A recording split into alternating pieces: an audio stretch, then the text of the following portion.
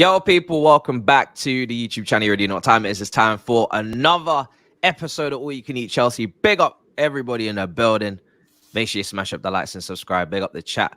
I see everybody in there going back and forth debating. But before we get into all of that, what a performance yesterday. What a win. It took everybody by surprise. I ran a poll.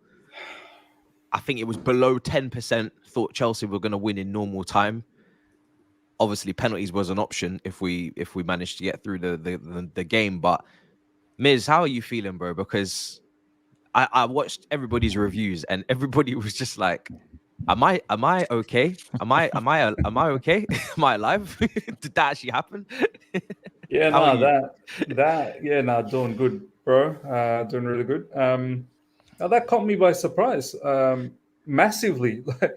You can perhaps scrape a win. But to dominate the way we did, it made me think, what happened here? Like, where did this come from? Because this was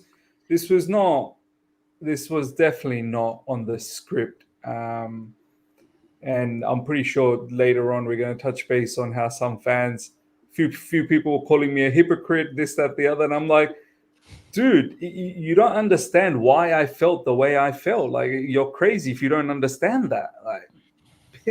That performance should not have happened. I'm glad it did, but that was not what was in line. Like, what was sort of happening was pointing us towards an absolute massacre. So kudos to Chelsea to be able to get that really good victory and a strong victory as well, and moving into the 5th round of the FA Cup. So big up to them for proving us wrong. I mean, obviously, it will take a little bit more, but big win, man. Big win. I'd like to see the top half of the Premier League first. But Younes, Younes, you said it was the best performance of the season. I agree with you. I think I was saying as the game went on, bro, it's very rarely you see Chelsea play well from the start right until the end. And I was locked in, like, thinking, I'm not even going to get complacent as a fan. I want this team to lock it off with a clean sheet. In the end, they couldn't. It's unfortunate, but unbelievable performance, bro. Mate, I'm still shocked. Same. Like, I slept like a baby. Bro, you know how nice it is to win and just sleep, bro, and not have nightmares. Oh, mate, like. Oh man, no, listen. I'm in shock because Miz is correct. That wasn't in line. That's not even. Look, even in terms of when Chelsea goes so far south, that never happens. Like that's not on the script correctly. So, it normally takes a change for things to turn and look like the way that they did. So yesterday was shocking, but. People have to realize what we saw yesterday is exactly what we want from this Chelsea team. That's it. Like, if they give us this, happy days. We've got nothing to complain about. Do you know what I mean? If we were to get this on a consistent basis. Now, we have to start somewhere. Correctly so. We have to start somewhere. And yesterday, was that the start or was it a one-night stand, as you said, Matisse, in your review? We never know. But we don't know. I'll be back at the club on Monday. I'll be back at if Chelsea are there. It is a girl's name. If Chelsea are there on Monday night, I'll be there. But if you come and you start moving mad, then obviously we won't talk. This is it. So we have to start somewhere. I do believe that there are still certain issues at the club that need resolving. But yesterday, on a performance level, on a way that yesterday, to sum it up, like I said it in my review, it looked like I was watching Chelsea properly. Like I felt like I was watching Chelsea. That's what I want Chelsea to look like. Perfect. I've got nothing bad to say whatsoever about yesterday. Fantastic from the players and from Poch. because the setup was correct. The players were correct. The fans were outstanding. It's mad, isn't it? It was like watching Chelsea properly again. I mean, that's what we want to see, man. It's mad. I think some Villa fans online even called it the best away support they've seen this season. Bubba, There were other neutrals saying the same thing. Yeah. Bubba, you've returned. It's been brought to my attention that we have performed. So can you stay with us now? I've said it before we started. I've never seen a YouTuber work with a whole ass airline. You're moving mad, bro. But yeah, please stay with us because you seem to be a good luck charm. How are you doing? Thank you so much, bro. You're too kind. Man, the collaboration, the trip was absolutely amazing. Got a bit sour in the end by that Wolves game, but yesterday was absolutely brilliant. Like, all we were crying out loud was Enzo and Caicedo to play together in that little pocket and see what we got yesterday. The front line was absolutely crazy. I thought at this point he's picking out some random front lines. Brother does not know what he's doing, and maybe that could be the solution of all our problems, man. Jackson playing down the left. And everybody wanted to know what will happen to Pochettino if we didn't win. Yeah. I guess we'll never know.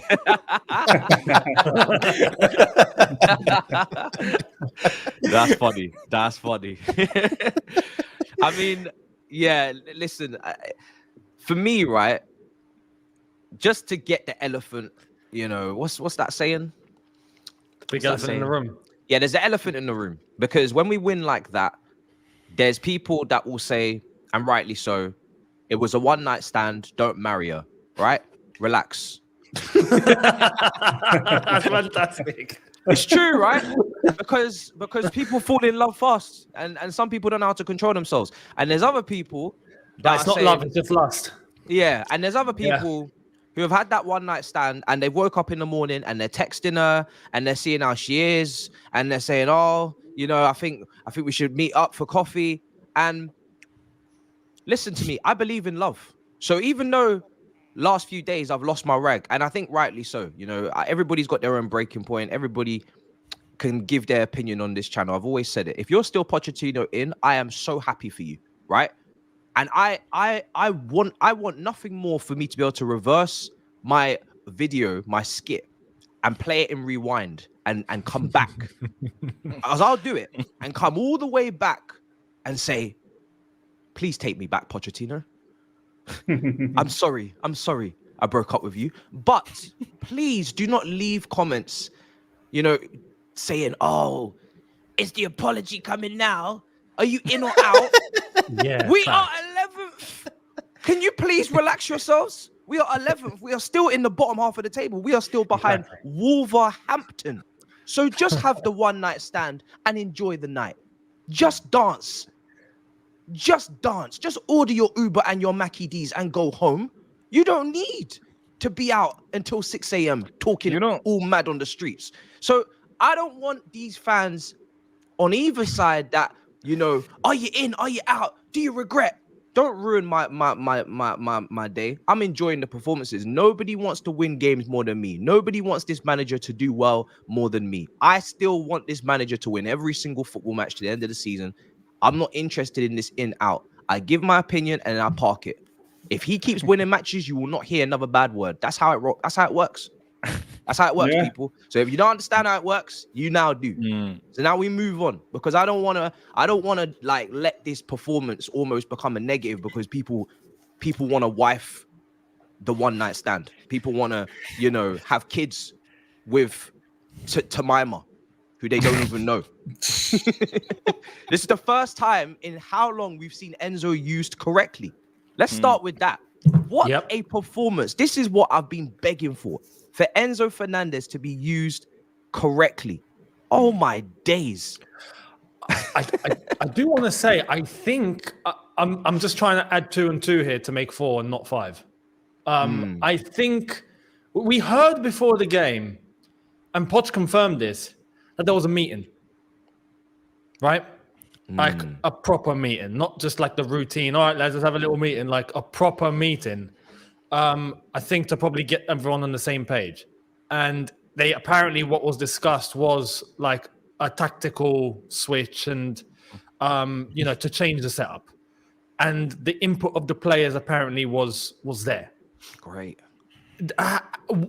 It was that the reason? Like, is it maybe the players going, listen, Maurizio, yeah, we're crying out here. Do this and do this and do this, and please let us play. Like, is that what's happened? Maybe Enzo's gone, listen, brother, this is how I'm meant to be used. Can you do it? And maybe he did it, and then he performed like flipping, I don't know, prime Xavi. I do want to maybe think that the input of the players in whatever meeting they had a part to play in what we saw yesterday, because I'm trying to find what is possible. Like, how is it possible for us to go from we don't know how to kick a ball to all of a sudden we've got Chelsea back, like in a blink of an eye, and everyone was under pressure. The fans were going crazy. Poch's job was literally on the flipping, not on the line. It was hanging by a thread. And then we put in performance of the season. It doesn't add up. There has to be a proper reason here, and I'm inclined to think that maybe Poch decided to listen to his players a little bit and come to some sort of a compromise. That's the only way, because you're completely right. Enzo looked unbelievable. And he was playing a lot deeper, more in connection with Caicedo, and they were blending off of each other. They were as one, not them individually together. It was as one, Enzo and Caicedo. And they were bossing that midfield on a different level.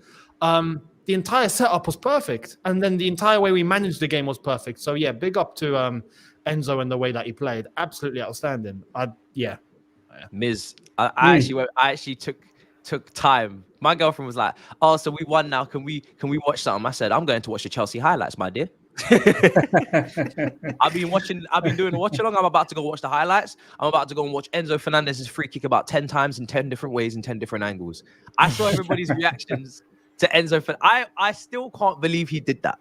I know he's capable, but it's because all season I've been asking for his long shot trait to be released, and it's just nowhere to be found.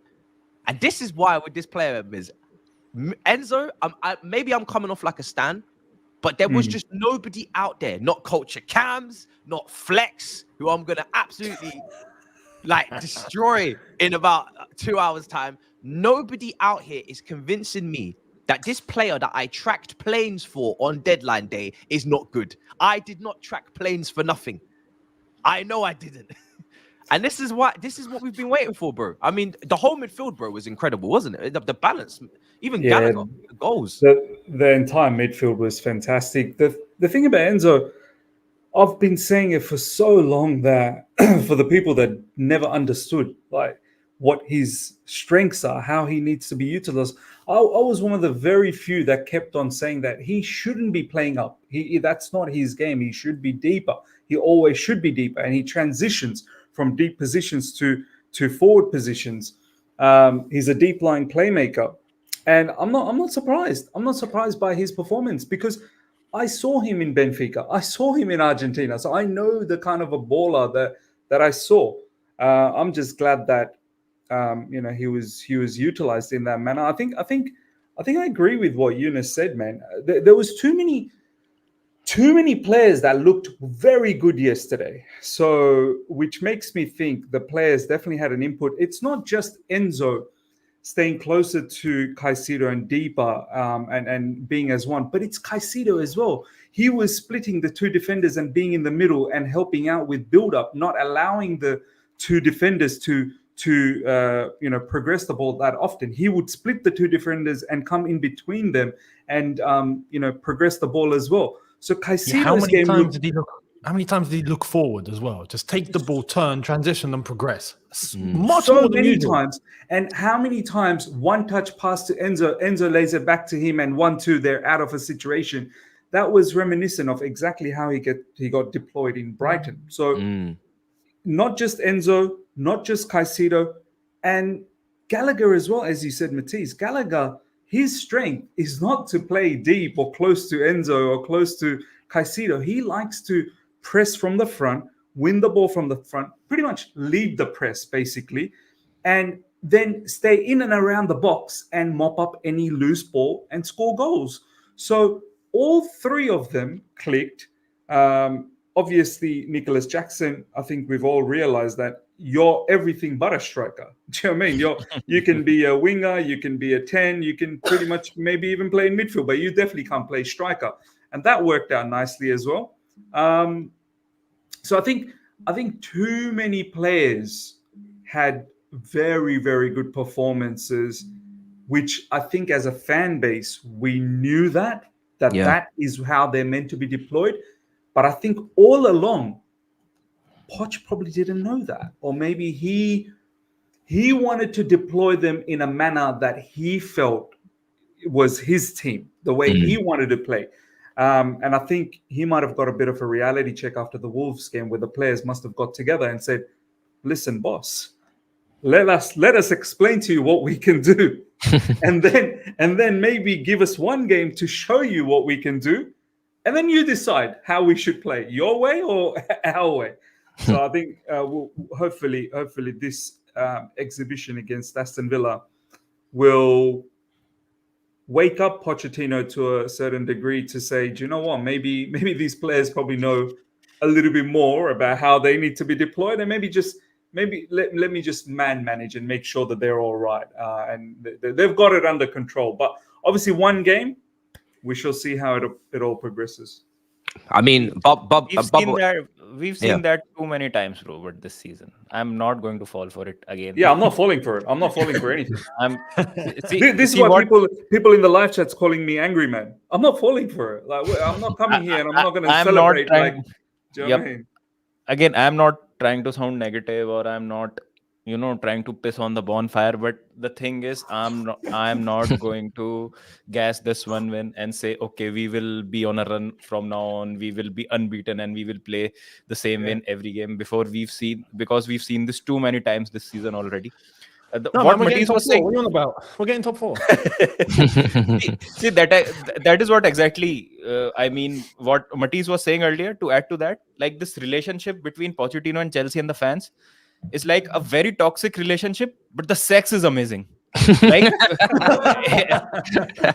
here and there you'll have these the performances against Arsenal, that 4-4 against Man City, and then you score like 6 goals against Middlesbrough. Then you will have this shitty performance against Wolves. You'll get battered against Liverpool, and then you come up with something brilliant against Aston Villa. So, like, I like you, but you as say a friend, that we're the sex is bipolar? You saying the bipolar Pochettino's and the team are bipolar?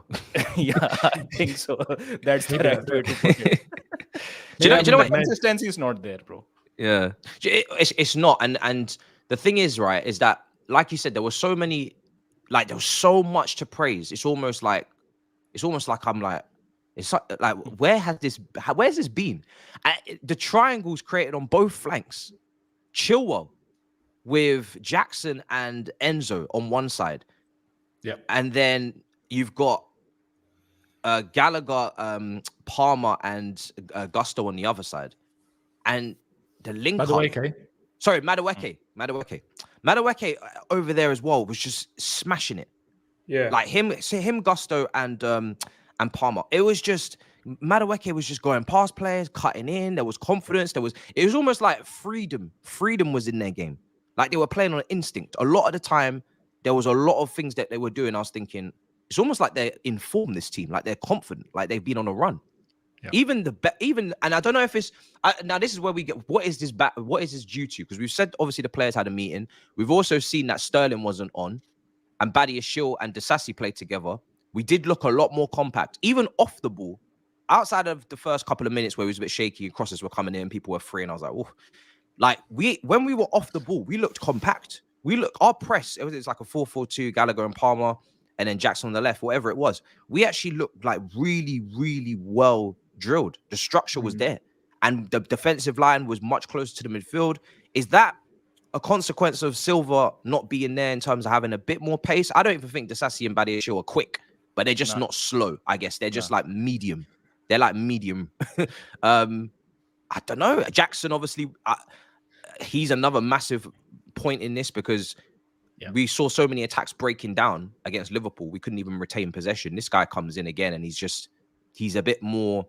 He's like the glue a little bit in comparison to Broya. He's connecting the dots.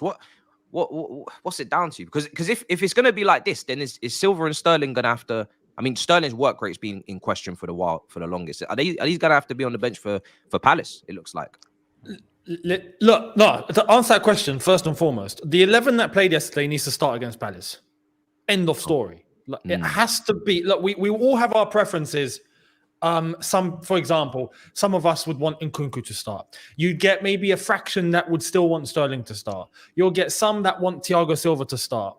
We all had that. You'd get some that want Gallagher to start, right? No matter who it is, but that 11 that started yesterday needs to be the 11 to start against Palace. We need to try and build some sort of continuity. We need to try and build on something now.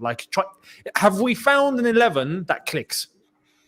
If we have, then I'm sorry to everyone else. Like, you're going to have to do a madness to get into the team, or you're going to be used correctly, maybe come on as a sub and whatnot. But we have to try and build on something because we're 11th and we're desperate right now. Yeah, we need to get something going fast. So there's that. To answer the question, look, we should be in a situation, realistically, as a football team, we should not have to rely on a 39-year-old to start week in, week out. We shouldn't. Now, we as fans and the way that we will see it, Silva is because he's Thiago Silva, and what he's been putting in is he's been putting in. When we've looked absolutely rubbish, there's been parts to blame at moments where he has been culpable. But because it's Thiago Silva and the way that he's conducted himself, we've all been of the bracket of maybe this is all we got. Like, Thiago Silva is the one we can rely on here. Like, that's it. If the others are stepping up in the way that they need to step up, then absolutely 100%, 39-year-old Thiago Silva should not be playing 90 minutes every single week. It just shouldn't happen. We shouldn't be in that situation. If we have something now where we do have a Badiashile and a Disasi, for example, that can click and can build something, then absolutely to use Thiago Silva in the same way we used him yesterday, where we bring him on for 15, 20 minutes.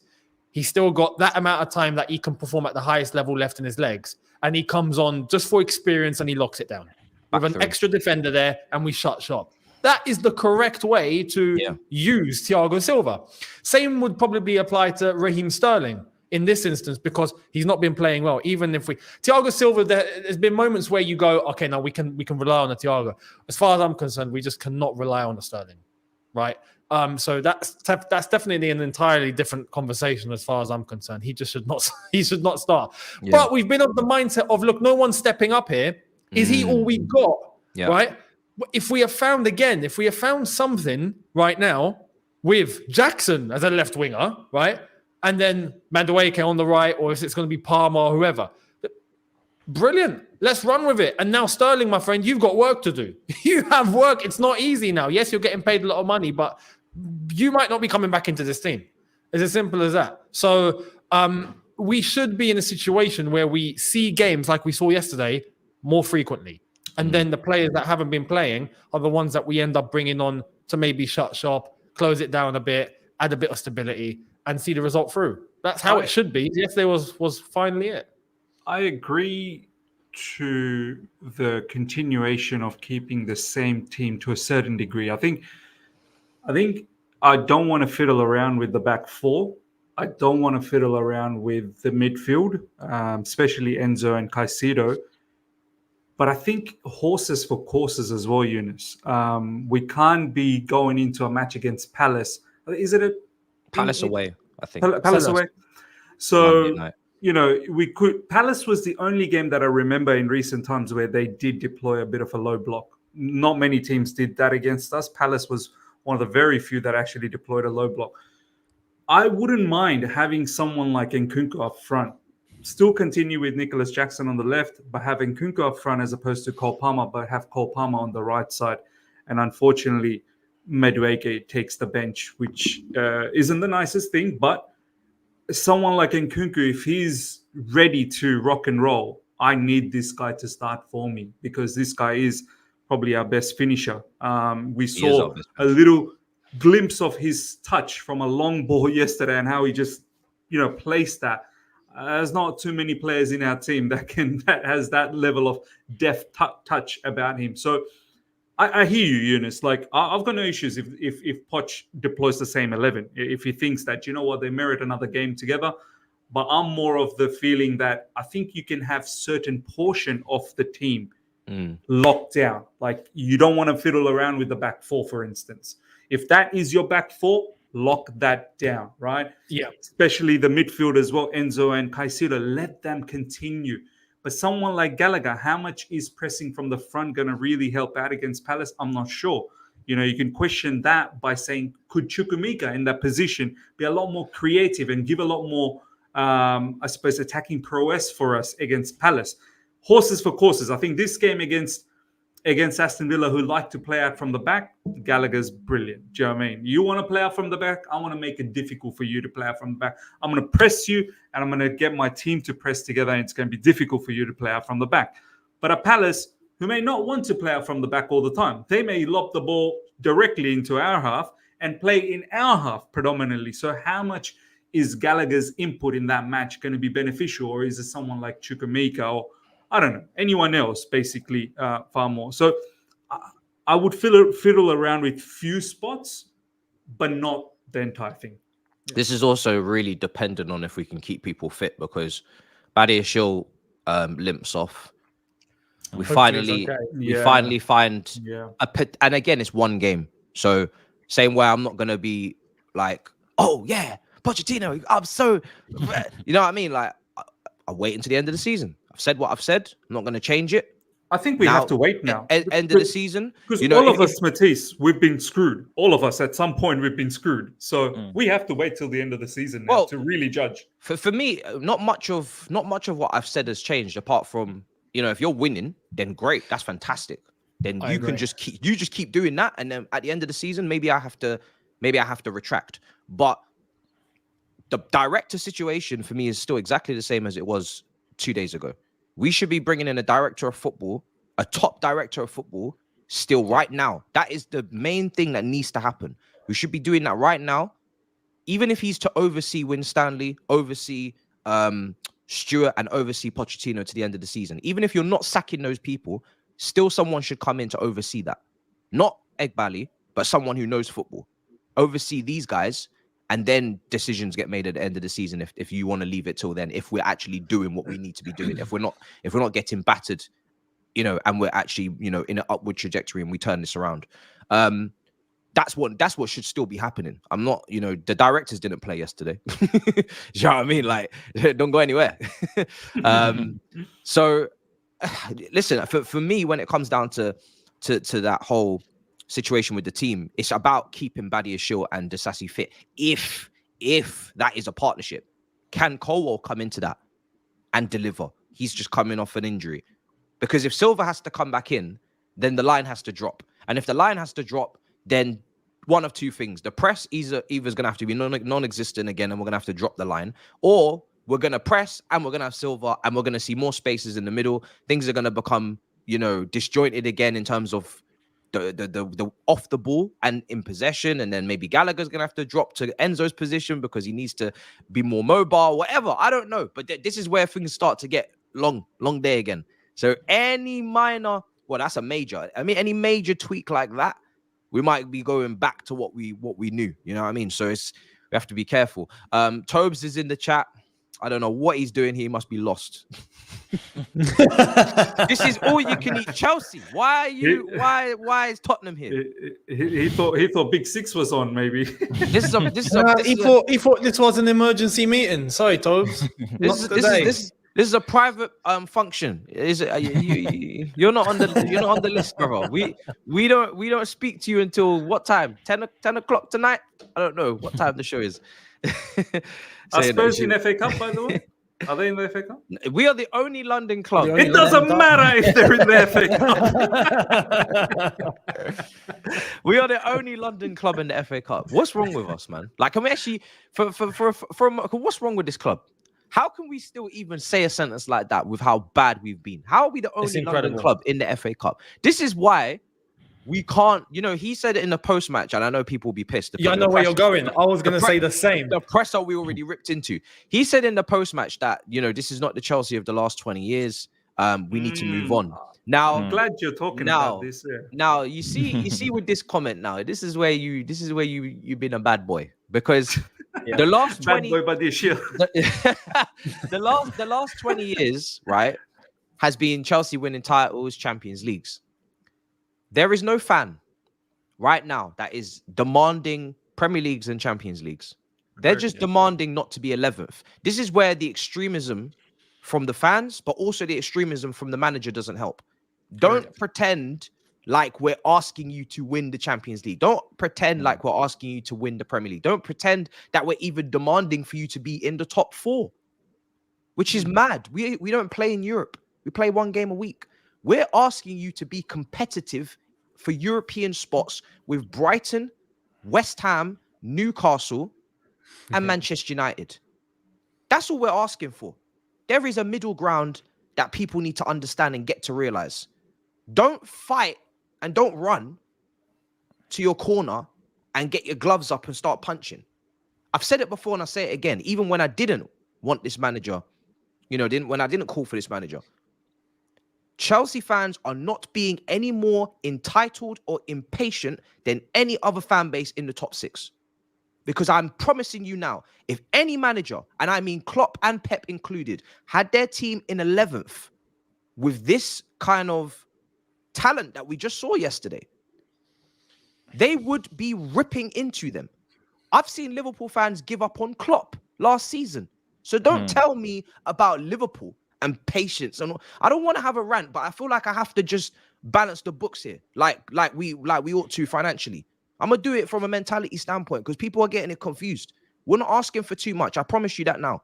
We're asking for competitive. Don't be behind Wolves. Don't be behind Wolves, who just had to change manager at the start of the season, who have had Pedro Neto missing, and he chan at the Asian Cup. Other clubs got problems too. We got patience, but just it has to come with some reasoning. Do you know what I mean? There has to be some middle ground here. We can't be out here 15th talking about, well, patience, guys. We'll be back. Nah, bro. It's just, there's got to be some standard. There's a standard at every other club in the Premier League. So let's be serious, man. And can I just add?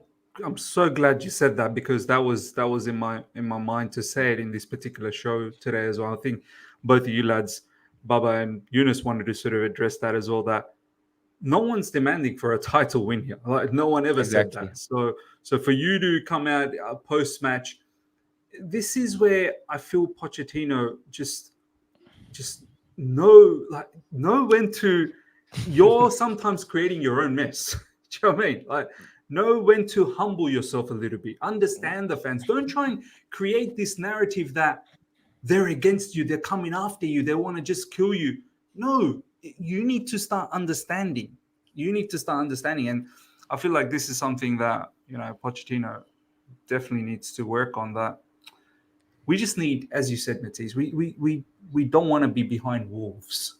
Do you know what I mean? Like, get us to a sensible level, and we'll be out of your way, and we'll allow you to we'll allow you to work peacefully. We are upset because we are terrible. So, and the other thing is with Poch, I never see this brother come out publicly in press conference and take any sort of accountability. It's always fans don't expect this. This don't do that. That happened. This. How about once in a while, Poch, you come out and just say, do you know what? Maybe I got it wrong, man. Maybe I got it wrong. And that's okay.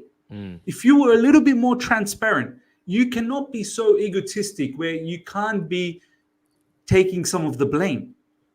For God's sakes, Thomas Tuchel was taking blame on a regular basis. Whenever he gets a substitute, it's one of the things I loved about this manager. I loved it. He would get a substitute wrong. He'd come out post-match conference and he'd actually say, I got my subs wrong.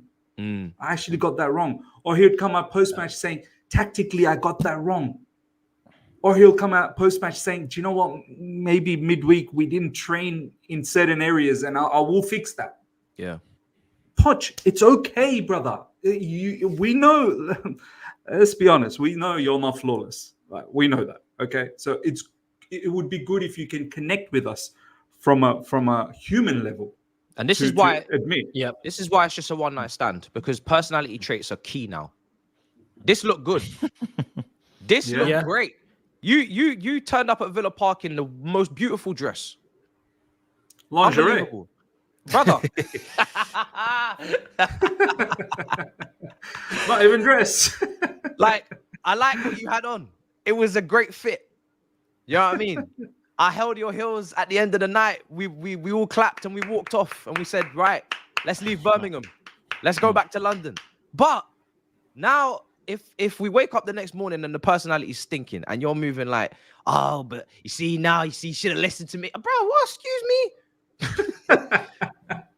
Well, if you don't shut the fuck up. Get the hell out of my house. I don't know you.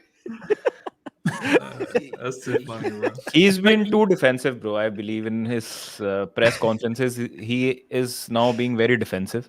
See, what is happening is not my fault entirely. A lot of it is not in my control. Case in point, I don't know what he was on about. You can't let it be affected because of stock market in New York or Tokyo or the weather. Yeah, And I that don't know was where. mad. I don't know what Farms cannot grow the cereals. I was like, what? The guy has gone mad. But now see, that is what is happening now. One good performance and a convincing victory against Villa, and we are ready to forgive him for that. And we are not looking at that, the things that he said before the press conference, right? So this is all we want right now. We don't want Poch out to be for the sake of it, like because we have a point to prove. Okay, we have said that Poch is a bad manager, so we have a point to prove. No, he should be sacked. Yeah. We just want our club to do well. We want Chelsea to win every game. I 100%. don't give a shit if the manager is Pochettino, Jose Mourinho, Thomas Tuchel, Frank Lampard, even Luis Felipe Scolari. If Chelsea are winning great things, it does not matter who the manager is. As simple as that. I'm so glad you said that, because people think now that we've made our stance clear, or we've made our point. Oh, now they're gonna be like. But if he loses to Palace again, and get destroyed at City, I'm gonna go into him again. I'll be ripping into him again. And people be like, oh man, he must be fuming. I'm like, what? Bro, go and do the cup double so I can take a picture of you holding the trophy and send it to Expressions. Far, that's violence. He might come off YouTube if you do that, bro. Like, do you think my support and my desperation for success has changed? Brother, if anything, I need you to do so well that I have to like literally unravel the whole skit. I can't wait. Please, I'm begging you. I want you to win everything. Go, bro. Honestly, spread your wings and fly. I beg of you, do as much damage as you can to my stance. I beg of you. Like, people don't get it. It's impossible for Chelsea fans, if you look at it like this way, to put your own opinion or your like the same way I'm calling for. What was the word we just used? We just used the word of not responsibility, but what was the accountability? Accountability. If you don't think I'm not going to be accountable, same way I just was, I guess, right? With my skit, same way I just was when I said Man United, yeah, apologies, I ain't going to speak on you too much. We actually are worse. Like, I ain't got no problem at the end of the season, but let's make it more than just one game. Let's actually do something serious then. Let's actually make it a prolonged period of playing this football, a prolonged period of using Enzo and Caicedo the right way, and you know, actually kicking on. I ain't trying to, you know, wife this one night stand and then now I've got sexually transmitted diseases in 2 weeks' time when we get battered again. Do you know what I mean? Like, don't do that. I mean, let's actually be serious here. 100%. You know what's mad? When he talks about we have to move on, we're not like how we were for the last 20 years and all of that. It's ironic that he says that. And I think he's trying to, he's going about it the wrong way. He's going about it down the route of, listen, we need to just operate with no pressure at all, and we'll be okay. Wrong. Because I think part of the reason as to why we got what we saw yesterday was because of the pressure. Did you not hear the fans from the get-go yesterday? That I was had the audio off. incredible. Mate, before the game, it was kicking off. You know, there were fans Yeah. on his case. There were at the train station, there were fans singing Roman Abramovich and against Todd Bowley. But all of that, right, on top of what we heard at the game is pressure. What he said about the last 20 years is ironic because the performance we saw yesterday, which we're all absolutely happy with, was exactly how Chelsea have been operating for the last 20 years on a consistent basis. That's the level of performance that we used to get week in, week out.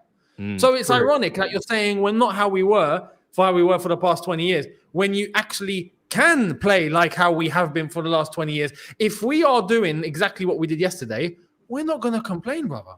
It's as simple as that. If you're going to set up the team in the correct way and you're going to do things correctly like it was done yesterday, we are fully on board. But it has to be consistent. I might even shed tears.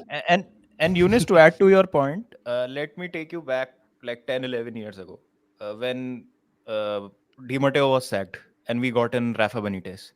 So that season was considered a failure because we had been knocked out of the Champions League in the group stage, won the Europa League, but finished third in the league.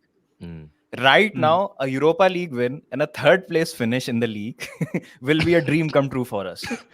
So from us considering that season a failure to us considering that season now a massive success.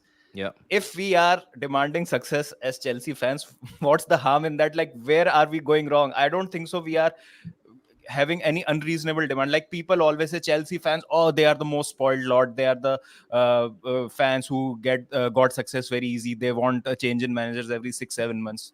Bro, we are used to that. I agree we are a spoiled lot, but we have one shit. We will be in the Club World Cup next year, bro. It was not like we won the Champions League 10 years ago or 20 years ago. Yeah, it's mad. We will be in the Club World Cup next season. We are still a relevant club.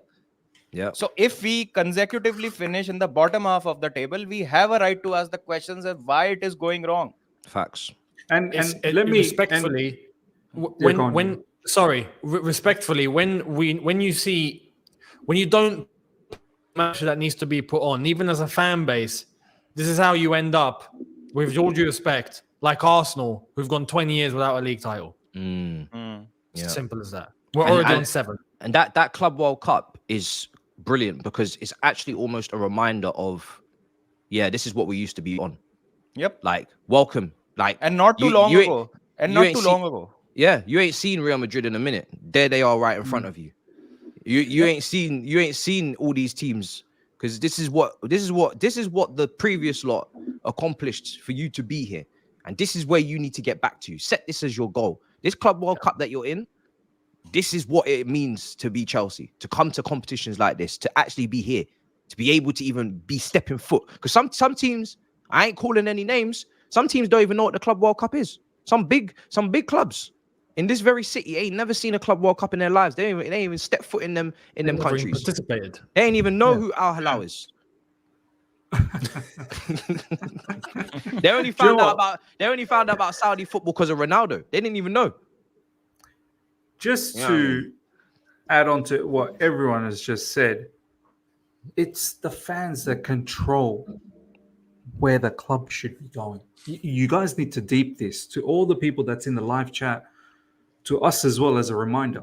We should control where the club is going. As soon as we accept the current status, that's it. That's how it will go. So if we make an uproar that this is not good enough, 11th, 12th finishes, they're not good enough, only then, with enough pressure from the fans, will create better performances, hopefully, because players will be under pressure, manager will be under pressure, and the owners. You best believe the owners. You think they didn't see the uproar over the last couple of weeks, the battering against Liverpool? All saw it. They all saw it. After the battering against Liverpool and following up a battering against Wolves, you think Todd Bowley, Igbali, Lawrence Stewart, Paul Winstanley, Feliciano, everyone, Hans Jörg Wyss, whatever, even in his sleep, right? They saw everything. And you think it didn't at least play in their mind, and it didn't at least sort of make them think that, are we actually doing the right thing by this club? Should we actually, make some adjustments perhaps? Because the fans are screaming out, this is not good enough. So the power is with us. Never ever settle for. This is why I get so angry and annoyed at, and this is what I say, the toxic positivism. You're the biggest disease in the football club. I'm sorry to say this. You guys are the biggest disease. Just consistently being happy at nothing. And Miss, if we talk about project and giving time, the floor of that has to be higher. Like if we were finishing fifth or sixth in the table, winning a cup here and there, and we were looking like, okay, some tweaks are to be done, and then we might challenge for the title.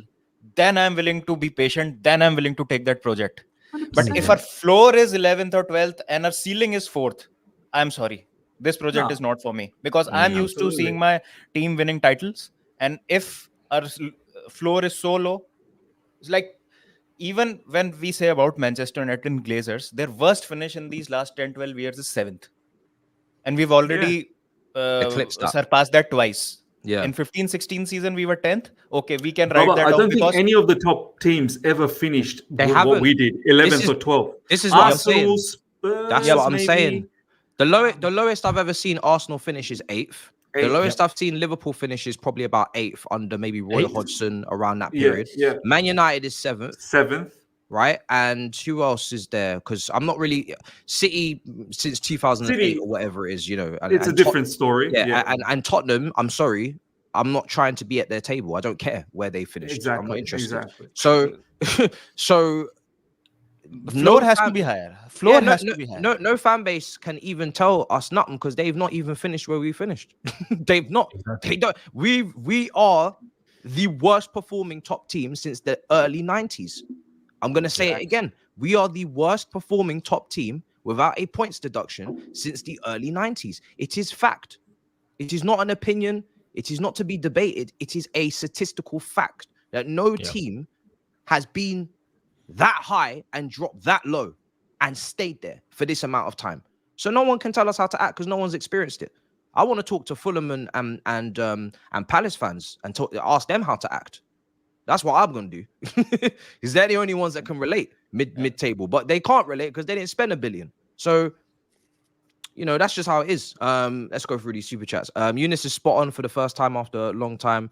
I felt relaxed watching Chelsea. Yeah, she didn't mean it like that. She had you in the first half. Younes is spot on for the first time after a long time. It felt like this is my Chelsea. This is how my Chelsea should be. Mad. It took 7 months for Poch to realize less space between the midfield works. Still not good enough. Consistency is key. Poch earns some time. Fingers crossed. I think as we've mentioned in the last All You Can Eat Chelsea, I think Monstar mentioned it. I said it last week as well. I think the centre back surely must be the key to this now. Like, if we can, surely the increased amount of pace in the back line has to be the key to keeping these lines a lot closer between the different parts of the team. After $1 billion spent, bring me a cup ASAP. Bro, Brian, the FA Cup, honestly, is not a get out of jail. Neither is the Carabao, right? I think performances, league position are still very important. Like, the league can't just be left to its own devices to finish in whatever position.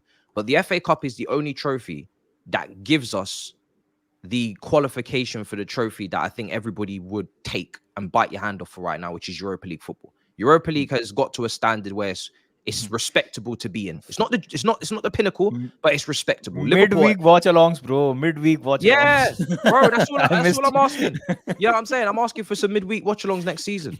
Like, and I'm not talking about trying to treat the FA Cup like Champions League 2-leg ties. I'm talking about actually give me trips.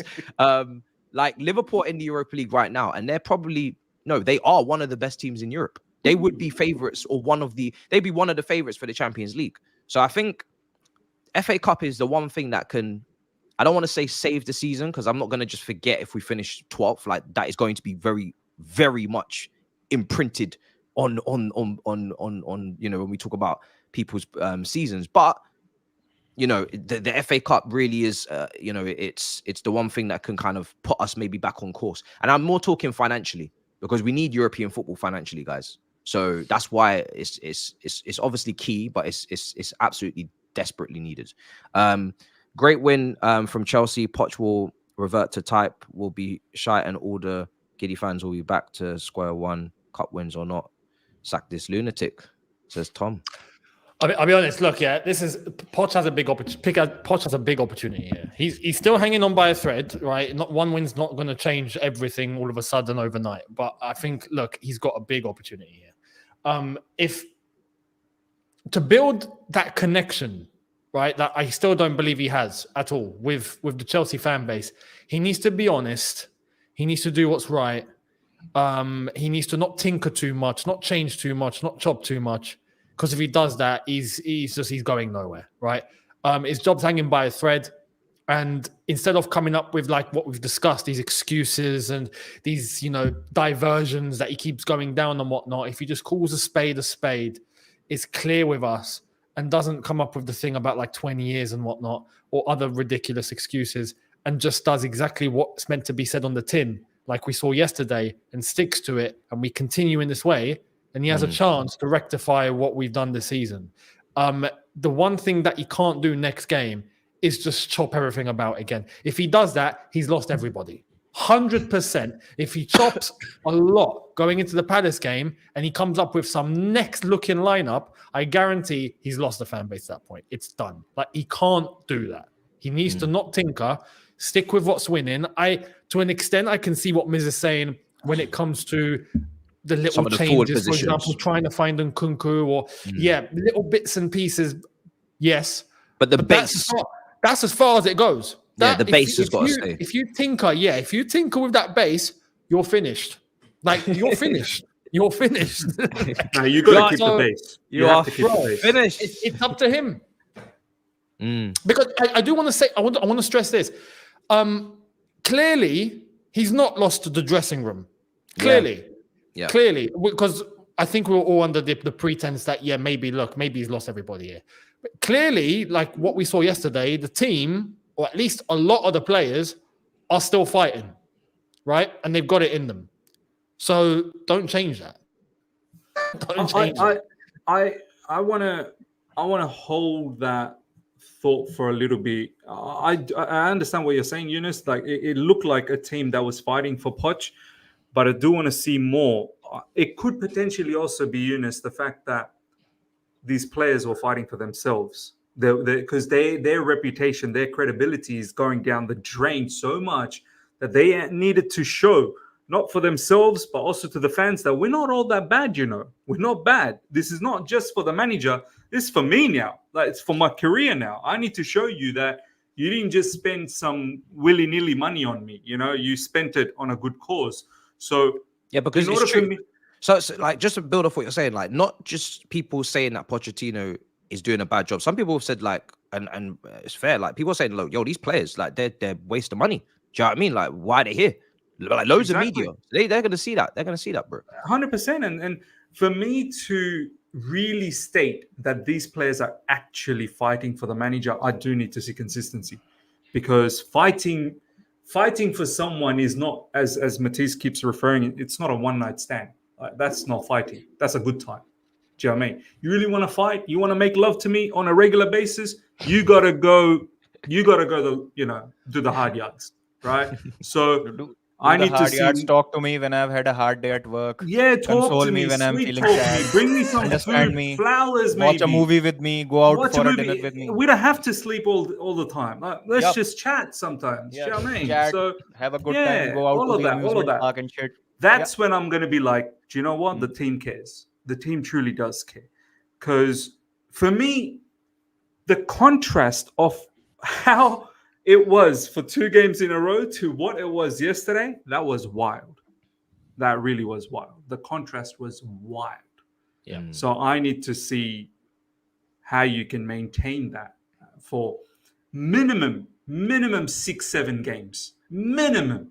But and the then thing is, I can see. So when you said about setup, right, about tweaking it, I agree, because say Man City away, we can't play that way, or We can't. Otherwise, we'll probably get absolutely twatted. So 100%. So 100%. so learning from that Liverpool away game, he's gonna have to, because this is about this is what management's about. Like, you can't just, especially when you're us, you're not that good. You don't have world-class players, so you can't just roll up any old stadium and play how you played yesterday. Bro, you can't go toe to toe with City. Not yet. So against City, you got to maybe learn from the Liverpool game and be like, all right, maybe I will go to a back three and I will go with wing backs. This is why it's not easy, because you can't just train and drill the same thing every week and just be like, yeah, that's all it's going to take. Like, against Man City away, which is coming up very soon, you've got to come with a plan B, because we are not ready to go anywhere near Manchester City and play our game. We're just not. If we go there and play our game and twat them off the pitch, then all my days. Bro, you gotta. But I'll be surprised. I'll be surprised. you gotta think. You gotta think about this whole situation like a war. Not every battle is the same battle. You don't go with the same strategy in every single battle. Sometimes you'll have to go behind. Sometimes you got to go attack from the side. Sometimes you got to find different areas to win a particular battle. It's not the same thing, man. So, especially for us right now, we can't be doing, the same style, the same way like a Man City or a Liverpool. Like, Man City have engraved their philosophy into their veins, like it's part of their DNA now. Like, they've engraved it. They can afford to go and play the same battle against every single team, and beat because that's their DNA. Yeah. Liverpool can play the same battle against every single team. We're not there yet. So you will have to tweak. You will have to be smarter. We should be able to do this against most of the league.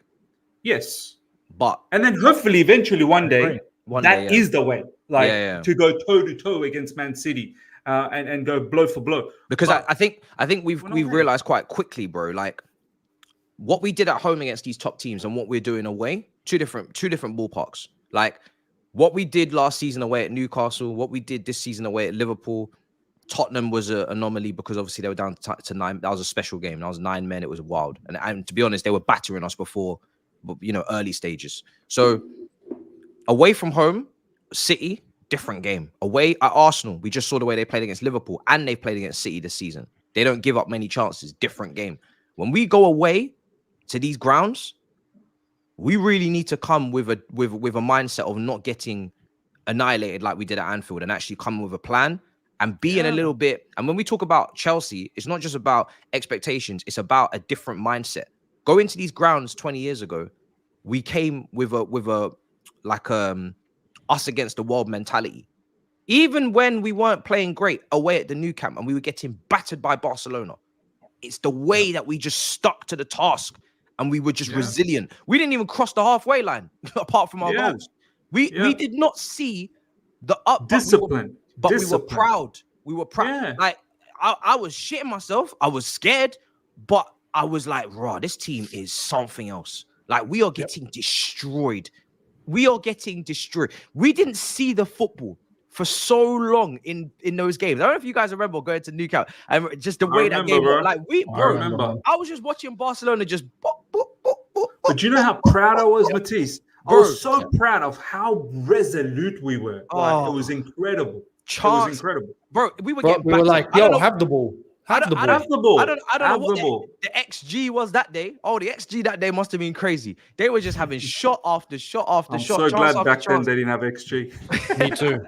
I'm so bruv. It would have been like 10-1 on XG and 1-0 on the scoreline. But I don't mind us having to do that against City if we come with a proper defense and we're actually concentrating. Like, you can tell when a player is trying and when they're not. Yesterday, I could see that Chilwell was concentrating. I could literally see him concentrating. I could see it. It's almost like it was it wasn't just a thing in his head, like it was actually a visual represent. I could see him concentrating. I need to see that. I need to see that people being switched on for the whole 90 minutes, not 70 minutes against Luton and then 2 goals conceded, hanging on for dear life. Whole 9. That's part of this team really maturing, is actually staying switched on for 90 minutes, not thinking about what weight we're going to lift on the 80th minute, not thinking about what club we're going to go to in the 85th minute. which OnlyFans we're going to text in the 90th. No, I mean 90 minutes. You are paying attention to what's going on that pitch. Do you know what, Matisse? That is so bang on. Focus doesn't happen on the pitch just coincidentally. It's a way of life. These players, whatever. This is why sometimes the live chat, they don't understand why us fans or content makers, you want to call us, come out and act negatively when we see Mudryk do what he does sometimes, or when we see Nicholas Jackson. It's not because of that incident. It's more that if your mind is with these sort of things, you cannot have that discipline to focus. You can't just simply come into the match and just turn the focus on. Do you know what I mean? Discipline. You look at, for instance, Younes, every single day, 2 content a day. That takes discipline. Do you think it doesn't cross his head sometimes that, man, I'm fucking tired, man. I just want to go to bed tonight. But he does it because he's fucking disciplined. You think Matisse, those skits, they just happen like that. That takes hours of properly preparation, scripts, this, that. Discipline. Baba as well, discipline. Discipline's taken him and got him a sponsorship with Qatar Airlines. This is what I'm talking about. In life, if you want to achieve something, discipline, man. That's what it needs. These players, they got good contracts at Chelsea Football Club. They're getting looked after. All we are ever asking from you is leave your best for this club, man. Leave your best for this club. Seriously. You're going to get those girls. Don't you worry. You will get those girls. You're bound to get those girls. Don't worry. You're a footballer. You'll get those girls. And the money will come. And the money that you're getting right now is good enough as well. But the big money will come. But you need to be disciplined right now. You have to be. It's a way It of has life. to be. It We has ain't to gonna be. be able to afford the big money if you don't get in the Champions League soon. This is it. This is where, look, it has to be a collective thing. When you look at yesterday, there was one clear thing as well. You could see, I was on the watch long, I was seeing there was a couple of people going, talking about a high line and all of that. And I'm like, well, now listen, look at the way that we're moving today compared to others, right?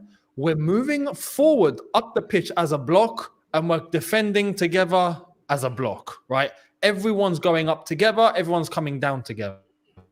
To do that and stay compact, and everyone's helping each other out, and we haven't got defenders that are just abandoned by themselves. We've got players that are coming back to assist. We've got a fast break on the counter. We've got, organization and discipline, as Mrs. correctly put it. What more can we ask for? It was so many times this season where we've left spaces exposed. Players are fending for themselves. The ones that are fending for themselves can't handle it.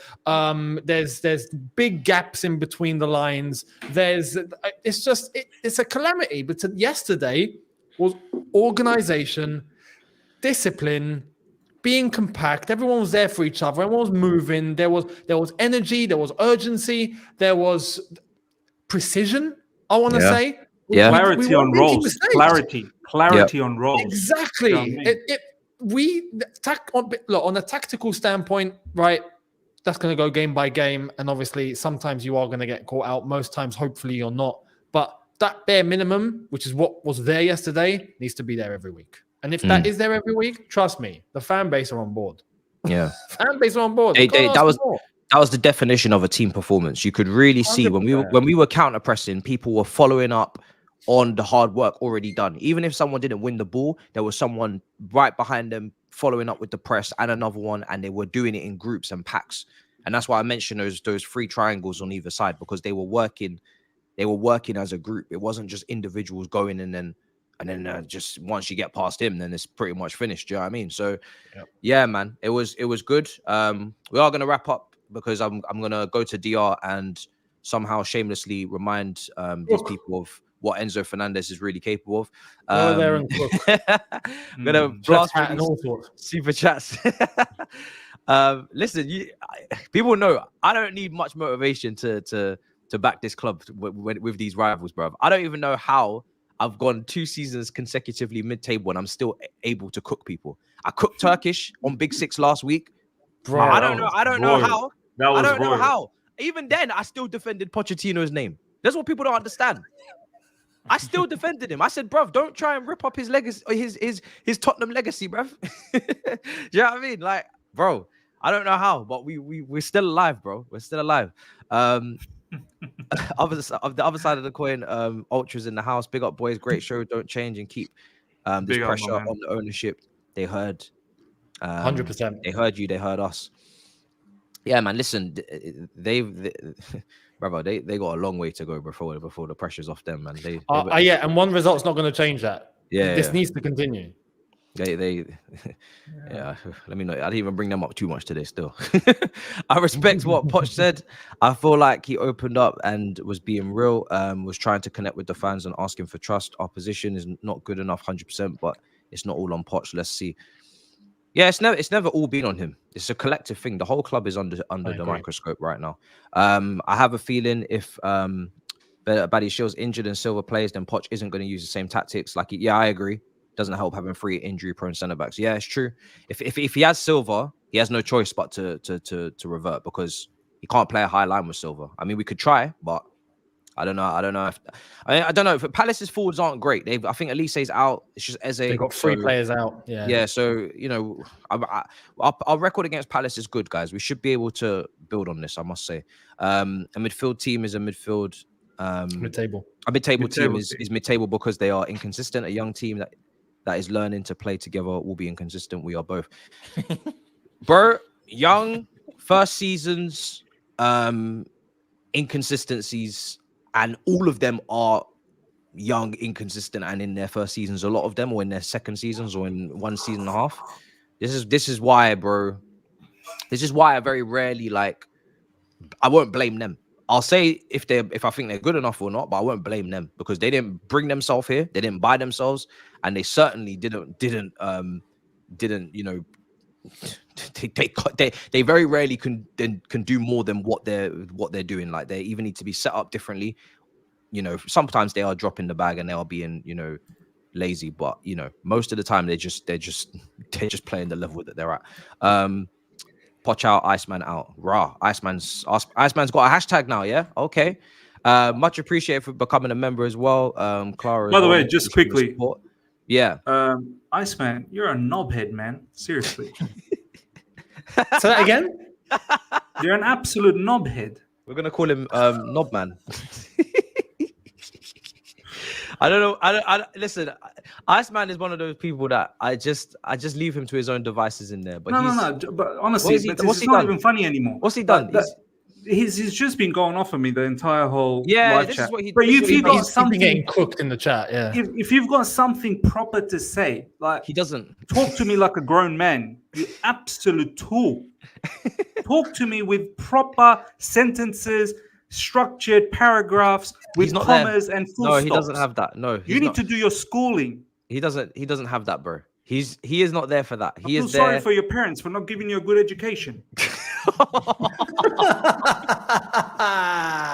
you know what?